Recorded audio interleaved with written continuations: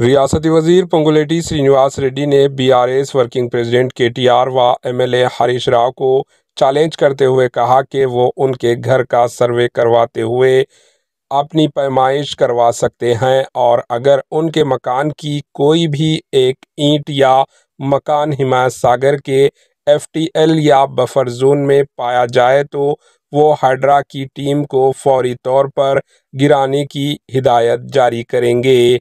उन्होंने हाइड्रा को हिदायत दी कि अगर मकान एफटीएल या बफर जोन में है इसे फौरी तौर पर गिराना चाहिए। Bureau report HN news.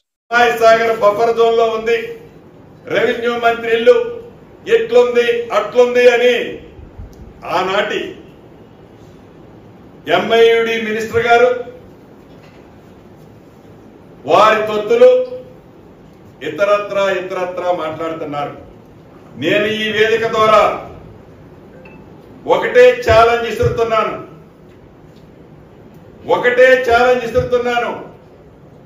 మీరు ఎంఐయుడి మినిస్టర్ గా సుమారు 6-7 సంవత్సరాలు పనిచేశారు।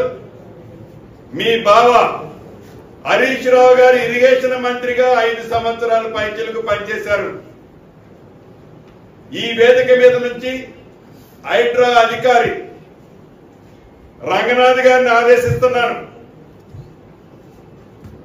ఈ ఇద్దరు మాజీ మంత్రులు అంటే ఒకరు ఇరిగేషన్ శాఖ మంత్రివర్యులు, రెండవ ఎంఐయుడి మంత్రివారు, వీరికి డబ్బాలు కొట్టే కొన్ని యూట్యూబులు